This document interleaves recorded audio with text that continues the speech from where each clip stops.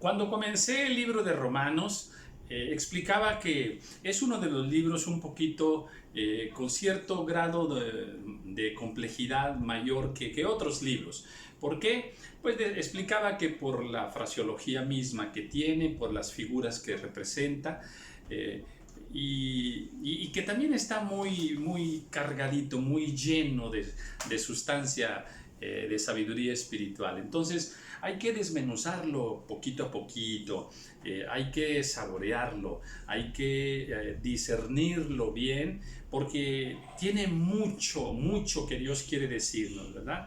Hemos aprendido, por ejemplo, que cuando nace el pecado, antes de la ley, después de la ley, cómo fue justificado Abraham, que si por las obras o por la fe, la diferencia entre vivir bajo la ley y vivir bajo la gracia en Cristo Jesús, la representación simbólica de Adán, ¿verdad? Que era un tipo, de alguna manera, un tipo de Cristo, ¿verdad? También, que si la circuncisión tiene algún valor especial para los que la tienen, en fin, ¿cuál es la diferencia entre pecar bajo la circuncisión y pecar siendo incircunciso, ¿verdad? En fin, hay mucho que aprender. La representación, el simbolismo del bautismo en Cristo Jesús, ¿verdad? Que ya hemos muerto con Cristo y resucitado con Cristo. En fin, muchas enseñanzas de todos los temas espirituales de la redención en Cristo Jesús, ¿verdad? Y bueno, es emocionante, es muy bello entrar en esta voluntad del Señor a través del libro de Romanos, un hermoso libro, que pues debemos dominarlo, debemos aprendérnoslo bien, tratar de entenderlo bien, porque eso va a hacer que sea confirmada nuestra fe y que amemos mucho más este maravilloso plan de Dios para con nosotros, ¿verdad? A medida que lo entendemos, pues nos damos cuenta de que hay una grandeza inmensa, digna de un Dios todopoderoso, ¿verdad? Como es nuestro Señor. Y bueno, pues vamos a continuar, capítulo 6 de Romanos, en el versículo 15 en delante. ¿Qué pues? ¿Pecaremos porque no estamos bajo la ley, sino bajo la gracia? En ninguna manera. Pecar no se vale, ni bajo la ley ni bajo la gracia, ¿eh? Así es de que cuidado, porque a veces nos tomamos ciertas libertades, que podemos tomarnos muchas libertades para otras cosas, pero no para pecar. No hay libertad para pecar, en ninguna manera, ¿eh? ¿No sabéis que si os sometéis a alguien como esclavos para obedecerle, sois esclavos de aquel a quien obedecéis, sea del pecado para muerte, o sea de la obediencia para justicia? Someterse en este caso a la ley, pues se es esclavo de la ley. Someterse a Cristo, pues se es esclavo de Cristo. Es mejor ser esclavo de Cristo, totalmente, porque ser esclavo de Cristo es para vida. Ser esclavo de la ley, esclavo del pecado, es para muerte, ¿verdad? Entonces, pues hay que ser esclavos, pero de Cristo. Pero gracias a Dios que aunque erais esclavos del pecado, habéis obedecido de corazón a aquella forma de doctrina a la cual fuisteis entregados, a la nueva doctrina en Cristo Jesús. Y libertados del pecado, porque Cristo nos liberta del pecado, vinisteis a ser siervos de la justicia. Amén. Hay que amar la justicia, Hay que amar la justicia, hacer lo recto y lo justo delante de Dios en todo momento, en negocios, ¿verdad? En palabras, en acciones. Hay que hacer totalmente lo justo. Es más, mira, no sé por qué a veces no se enseña este versículo de que está en Proverbios. Dice, el justo come hasta saciar el alma. O sea, con la comida se sabe si eres justo o no eres justo. Otra vez, la Biblia dice que el justo nada más come hasta saciar el alma, hasta que está satisfecho de la necesidad. ¿Ok? Ahora, el injusto come mucho y daña su cuerpo. El injusto come poquito, poquito, muy poquito nada más y daña su cuerpo. ¿Entendimos eso? ¿Entendimos? La justicia, al menos desde la perspectiva de Dios, también se ve en lo que comemos y en lo que trabajamos. A ver, si trabajas demasiado y no tienes tiempo para Dios y no tienes, vamos, y hasta vas a trabajar tanto que te cansas de más, maltratas tu cuerpo, eso es injusto. Ahora, si no trabajas, estás de flojo, quieres trabajar 2-3 horas nada más, ¿verdad? Y no es lo que Dios estableció, ¿ok? Es injusto también. Ah, qué tremendo. Entonces, veamos la justicia de Dios. Entonces, a ver, esto es bien importante que nosotros lo entendamos bien, que ahora nosotros debemos vivir para la justicia. La justicia, repito, en todos sus órdenes. En palabras, en pensamientos, hay pensamientos injustos, En nuestro trato con los demás debemos ser justos, otra vez, pero justos desde la justicia que Dios establece, no la que ha establecido el mundo a través de los conceptos de psicología, filosofía, incluso a través de las leyes mismas. Muchas leyes de los hombres son injustas, totalmente injustas delante de Dios. Qué tremendo. Entonces, busquemos la justicia de Dios. Pero gracias a Dios que aunque erais esclavos del pecado y habéis obedecido de corazón a aquella forma de doctrina a la cual fuisteis entregados, dice que pues ahora vinimos a ser siervos de la justicia, es lo que yo estaba explicando. Hablo como humano, por vuestra humana debilidad, que así como para iniquidad presentasteis vuestros miembros para servir a la inmundicia y a la iniquidad, así ahora para santificación presentad vuestros miembros para servir a la justicia. Amén. Ya está dicho. Diré como una expresión de una película de los 10 mandamientos, ¿verdad? Si así está escrito, ¿verdad? Que así se quede. Amén. Porque cuando erais esclavos del pecado erais libres acerca de la justicia. Pero ¿qué fruto teníais de aquellas cosas de las cuales ahora os avergonzáis? A ver, es cierto. Cuando nosotros pecábamos, ¿verdad? ¿Qué fruto teníamos? ¿Verdad? Bueno, a lo mejor humanamente tendríamos fruto de riqueza, decirlo así. Ricos materialmente, sí, pero muy pobres para con Dios. Ricos materialmente, sí, pero olvidados de la familia. ¿Verdad? Ricos económicamente, sí, pero engañando a la esposa. En fin, ¿qué fruto teníamos? ¿Verdad? Bueno, pues teníamos una casa muy bonita y comodidades, sí, pero unos hijos muy rebeldes. ¿Qué fruto teníamos?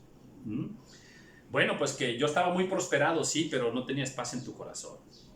¿Qué fruto teníamos? Tremendo, ¿verdad? Muy soberbio, sí, pero con una tremenda división en medio de toda la familia. O deshonra. En fin, entonces, a ver, ¿qué fruto teníamos? En lo espiritual, nada. En lo material pudieras tener algunos frutos allí, pero falsos, son falsos. Luego dice, porque el fin de ellas es muerte. El fin de aquellas cosas que hacíamos era para muerte. Estábamos muertos, Sí, teníamos, no sé, un gran trabajo, una gran posición social, sí, pero estás muerto. Estás muerto. Para Dios estás muerto. Y dentro de ti mismo estás muerto, tú lo sabes. Mas ahora que habéis sido libertados del pecado, gloria, somos libres, ya el pecado no reina sobre nosotros. Dice, y habéis sido libertados del pecado y hechos siervos de Dios, tenéis por vuestro fruto la santificación y como fin la vida eterna. Dos cosas. Una, ya somos siervos de Dios. Aleluya. Hermano, hermana que me escuchas, somos siervos del Señor. Amén. Los que estamos en Cristo Jesús, somos siervos del Señor. Aunque no te hayan nombrado así en un acto religioso, en una congregación. No, a ver, esos son los que son llamados a algún ministerio, no.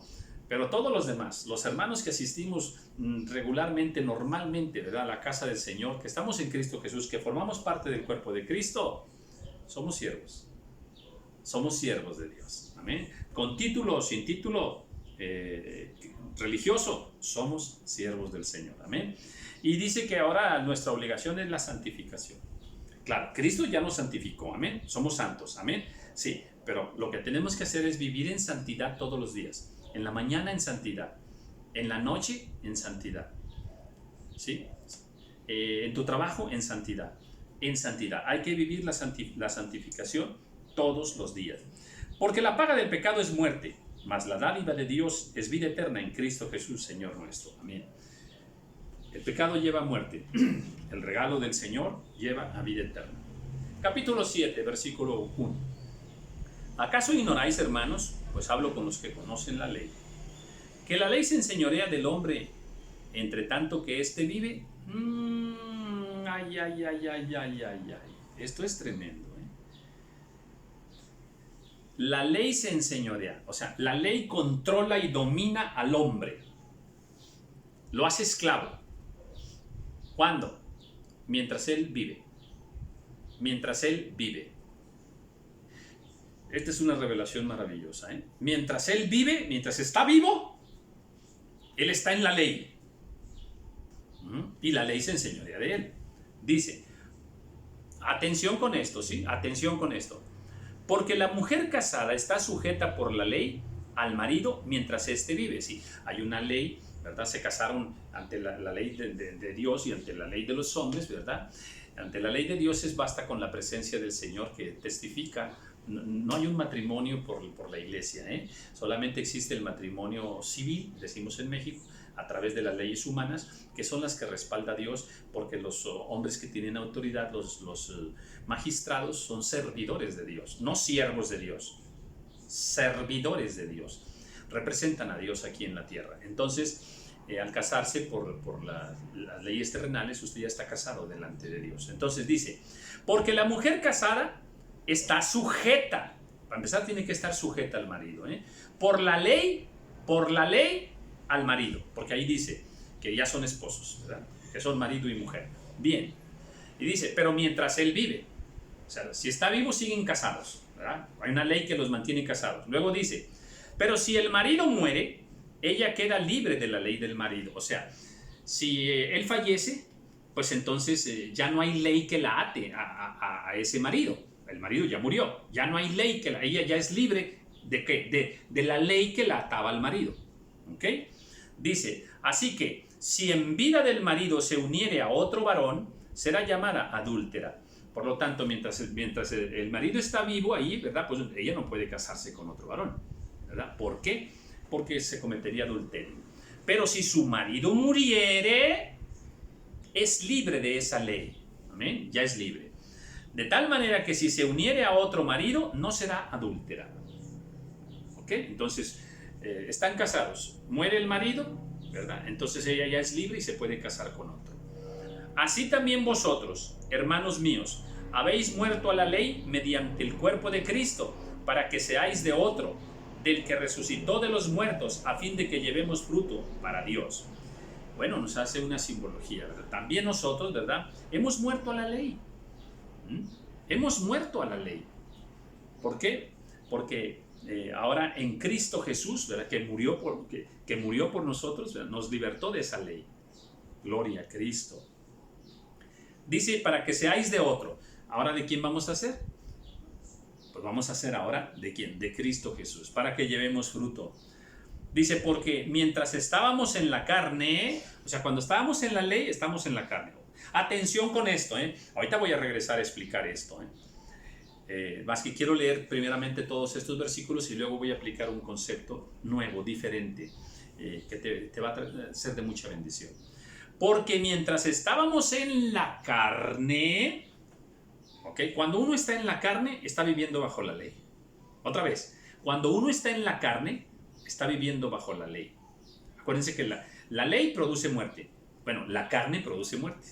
Igualito, ¿verdad? Luego dice, las pasiones pecaminosas que eran por la ley, las pasiones, los deseos pecaminosos, los deseos de pecar, deseos pecaminosos, deseos de pecar, deseo pecaminoso, deseo de pecar, dice, son por la ley. Es la ley la que produce el deseo de pecar. Luego dice, obraban en nuestros miembros llevando fruto para muerte. Sí, amén. Nos llevaba a pecar. Pero ahora estamos libres de la ley por haber muerto. O sea, hemos muerto a la ley para aquella en que estábamos sujetos. Como la esposa, ¿verdad? Que estaba sujeta al marido. Al morir el marido, pues ya es libre. De modo que sirvamos bajo el régimen nuevo del espíritu y no bajo el régimen viejo de la letra. A ver, voy a aplicar estos conceptos al matrimonio. Mucha atención con esto, ¿eh? Atención, porque requiere un poquito de atención y de concentración. Bueno, aquí nos está hablando sobre la ley, y que estar bajo la ley es estar en la carne. Estar bajo la ley es para muerte, estar bajo la ley es estar bajo el pecado, ¿verdad? Pero que si esa ley es anulada, ¿verdad? Pues entonces ahora pasamos a otro régimen, a la gracia. Ya en la gracia entramos a la vida. Bien, vamos a aplicar este concepto. Dice que la esposa tiene que estar sujeta al marido por la ley. Otra vez, hay una ley que sujeta a la esposa al marido, ¿verdad? Otra vez, esto es bien importante. Bien, el marido representa a Cristo y la esposa representa a la iglesia. Otra vez, el marido representa a Cristo, la esposa representa a la iglesia. El marido representa al Espíritu, ¿ok? Al Espíritu. Y la esposa representa la carne. Cristo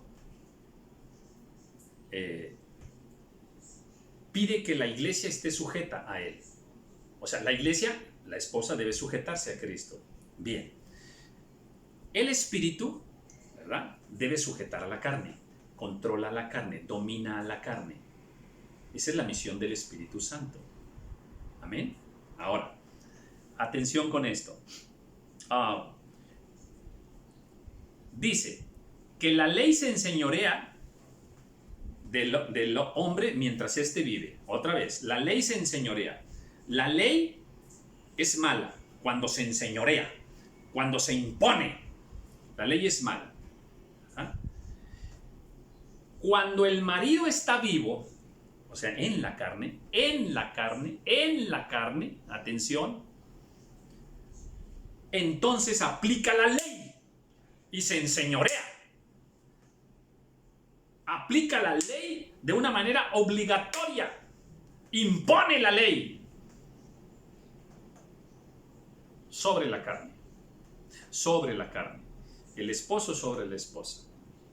Otra vez, cuando el marido es un carnal porque está en la carne, entonces le aplica la ley a la esposa y entonces obra muerte, porque la ley obra muerte, ¿ok? Porque nadie puede cumplir la ley, obra para muerte. Entonces, en este diseño perfecto de Dios, lo aplicamos a la relación esposo-esposa y entonces vemos que aquellos maridos que aplican la ley, la imposición, se enseñorean, ¿verdad? Son ásperos, son duros, ¿verdad? Como esposos están aplicando la ley a su esposa. Por lo tanto, no va a haber fruto más que fruto de muerte. O sea, esa actitud va a traer pleito, enojo, resentimiento, amargura, dolor, tristeza. ¿Por qué? Porque estamos imponiendo nuestras leyes. Lo que yo quiero, lo exijo, lo impongo. Soy áspero, hasta soy violento con la esposa, porque le aplico la ley. ¿Por qué le aplico la ley? Porque yo estoy vivo. ¿Ok? Mientras yo estoy vivo, aplico la ley a mi esposa. O a mis hijos, les aplico la ley. Soy duro, ¿verdad? Los castigo muy fuerte. ¿Para qué? Para que obedezcan. Les estoy aplicando la ley. Cuando aplico la ley, los estoy matando. Y no va a haber un fruto glorioso para Dios. ¡Qué tremendo! Entonces, ¿qué hay que hacer? ¿Cómo debe ser el esposo? Entonces, pero, dice, pero si el marido muere,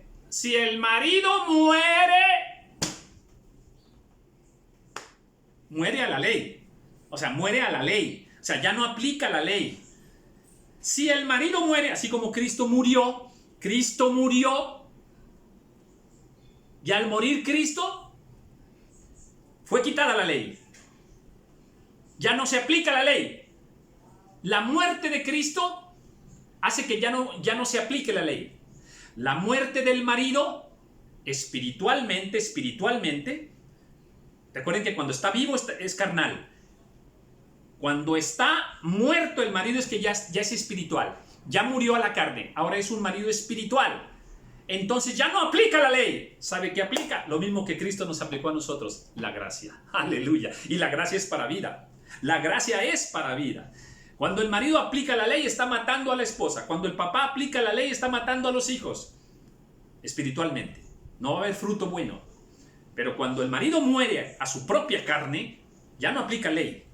Al momento que él muere, se hace un hombre, un padre espiritual, un esposo espiritual, y ya no va a aplicar la ley. ¿Sabe qué hace? Aplica el amor, la misericordia, aplica la gracia. Aleluya. Entonces los hijos van a dar frutos hermosos. Entonces la esposa va a ser una esposa hermosa, gloriosa en Cristo Jesús. ¿No es hermoso esto? Es maravilloso, ¿eh? Esto yo lo iba a subir a un estudio de 15 minutos, ¿verdad? Nada más tocando este tema, con unas gráficas y todo eso, ya lo haré después, pero bueno, tocó ahorita esta reflexión que creo que es hermosísima, es maravillosa, ¿verdad?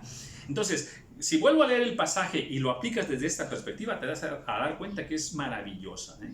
Entonces dice, porque la mujer casada está sujeta por la ley al marido mientras éste vive. ¿Sí? Pues se sujeta, ¿por qué? Pues porque él la tiene sujeta ahí, pero de manera carnal, ¿verdad?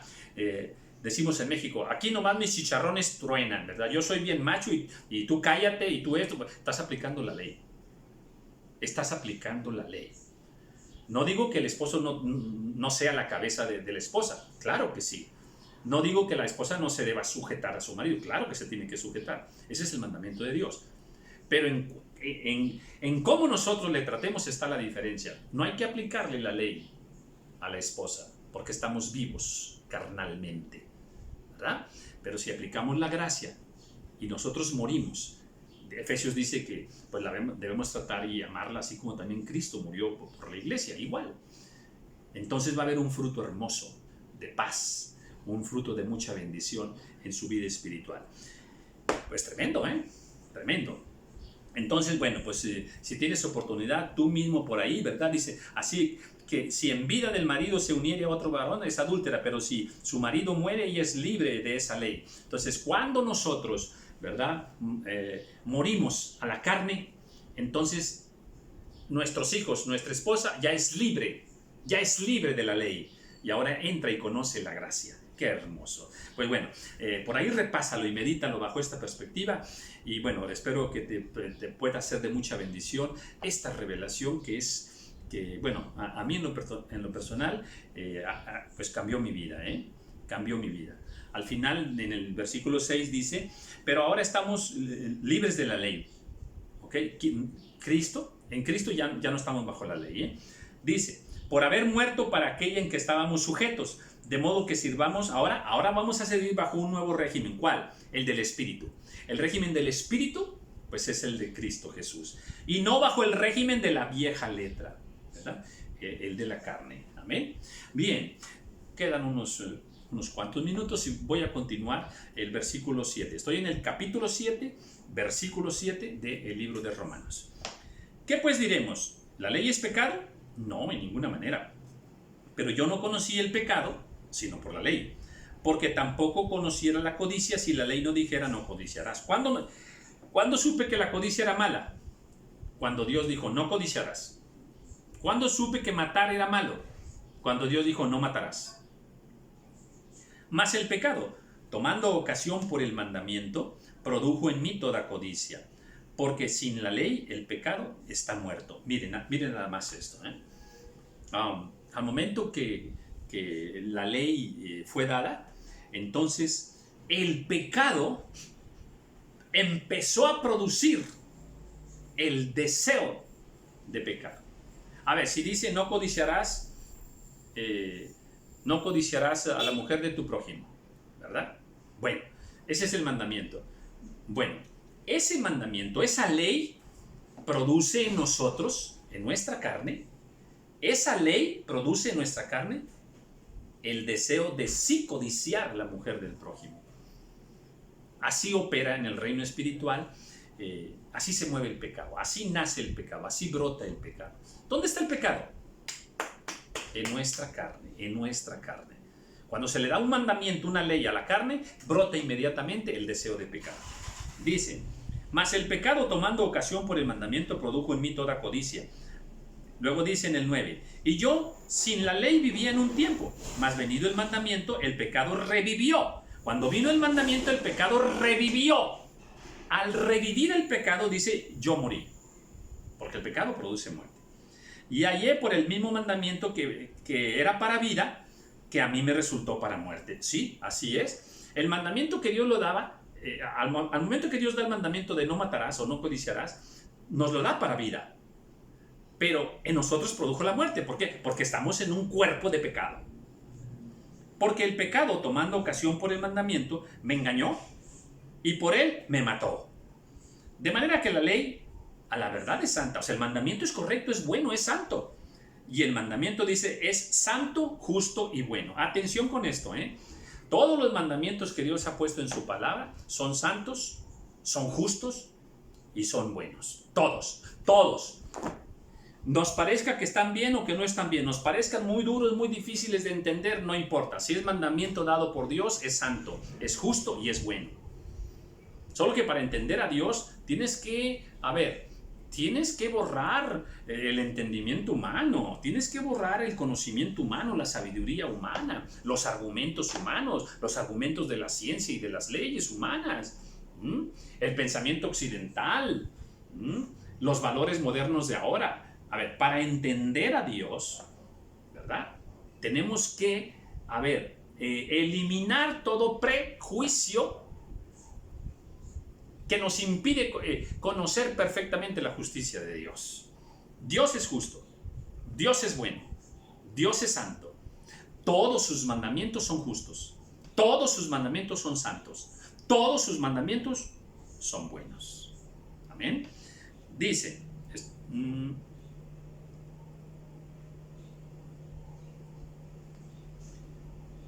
voy en el versículo 13.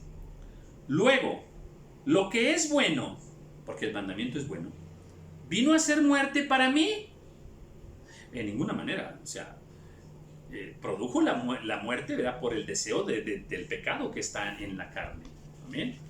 Dice, en ninguna manera, sino que el pecado, para mostrarse pecado, atención, produjo en mí la muerte por medio de lo que es bueno, a fin de que por el mandamiento el pecado llegase a ser sobremanera pecaminoso. Dios da el mandamiento, eso hace brotar el pecado en el ser humano. Entonces Dios da el mandamiento que es para vida, un mandamiento bueno, ¿sí? Y a través de ello Dios nos mostró que tenemos pecado, que tenemos muerte en nuestra vida. ¿Cuál pecado? ¿Cuál muerte? Pues la que se metió en Adán, se metió en nosotros también. Porque sabemos que la ley es espiritual. Amén. La ley es espiritual. Dice, mas yo soy carnal. Yo soy carnal, yo soy de carne, ¿verdad? Vendido al pecado. Sí, amén. Si soy de carne, es que tengo pecado metido aquí en la carne, en los miembros. Porque lo que hago no lo entiendo, pues no hago lo que quiero, sino lo que aborrezco, eso hago. Y si lo que no quiero hacer, eso hago, apruebo que la ley es buena. Sí, amén. Mire, aquí entramos como en una especie de trabalenguas, pero no. Esto es muy bello y es muy digerible. Dice aquí, que cuando viene un mandamiento, cuando viene una ley, ¿verdad? Pues, bueno, dice, pues, no sé por qué empiezo a hacer lo que yo aborrezco. O sea, me gusta el mandamiento, pero termino haciendo lo contrario. Dice, no mentirás, y termino echando mentiras. Entonces, el mandamiento es bueno, pero ¿por qué produzco yo el pecado? Dice, de manera que ya no soy yo quien hace aquello, sino el pecado en mí, el que mora en mí. O sea, me dan un mandamiento y me gusta, yo quiero obedecerlo, sí, pero termino haciendo lo contrario. Ya no lo hice yo, no fui yo, porque yo sí quiero obedecer el mandamiento. Entonces, ¿quién fue? El pecado que mora en ti. Aleluya, hay un pecado metido en nosotros, el deseo de pecar. Y yo sé que en mí, esto es, en mi carne, no mora el bien, porque el querer el bien sí está en mí, pero no el hacerlo. O sea, yo quiero hacer bien, dice, no mentirás. Bueno, ok, yo quiero no mentir. Dice, pero no puedo. Sigo mintiendo, no puedo. Sí quiero dejar de mentir, pero no puedo, no puedo. Una lucha tremenda, ¿eh? Porque no hago el bien que yo quiero, sino el mal que no quiero. Eso hago. Y si hago lo que no quiero, pues ya no lo hago yo. O sea, no soy yo el que lo está haciendo, sino el pecado que mora en mí. Así que, queriendo yo hacer el bien, hallo esta ley. Ya sé. El pecado está en mí. El pecado está en mí. ¿Okay? Qué interesante. Ahora mire cómo lo plantea. Porque según el hombre interior, o sea, mi alma, mi ser, mi corazón, ¿verdad? Dice, me deleito en la ley de Dios. Dice ahí, no sé, a ver, que si te humillan, perdona. Ay, qué hermoso, yo quiero eso, yo quiero hacerlo, yo quiero hacer eso. Me deleito, ¿verdad? En esa ley. Y luego dice, pero veo otra ley en mis miembros. Ay, hay otra ley aquí, en mis miembros, en mi carne hay otra ley. Y dice, veo otra ley en mis miembros. A ver, aquí está. A ver, acá está, ya se me perdió. A ver, porque hago el bien que no quiero, que no quiero. Es que no quiero brincarme ese pedacito, ¿eh? Aquí está, ok. Aquí está. Porque según el hombre interior me deleito en la ley de Dios, pero veo otra ley en mis miembros que se rebela contra la ley de mi mente. En mi mente quiero obedecerlo, ¿sí?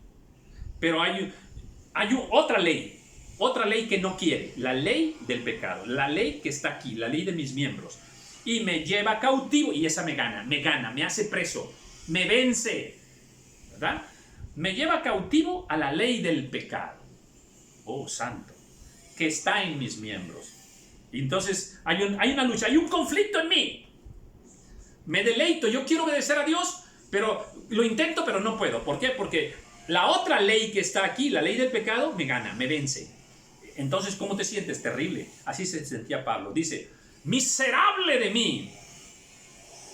Me siento miserable, me siento sucio, me siento indigno. Miserable de mí. ¡Qué lucha, qué lucha! Día y noche no puedo con estos pensamientos de fornicación, de adulterio. No puedo con esta soberbia. Sí quiero, pero no puedo. La ley de mis miembros me gana. La ley del pecado que está aquí. Miserable, miserable. Y entonces viene la gran pregunta. ¿Quién me librará de este cuerpo de muerte? ¿Quién me librará?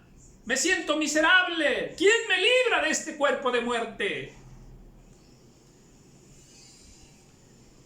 Gracias a Dios por Jesucristo, Señor nuestro. Así que yo mismo con la mente sirvo a la ley de Dios, mas con la carne a la ley del pecado. Resolveremos este misterio en los siguientes versículos. Aquí termina este sexto video del libro de Romanos. Interesante, ¿verdad? Pablo se sentía miserable, como tú y como yo muchas veces. Pero, ¿cómo se resuelve ese problema? Bien, en el capítulo 8 viene la respuesta.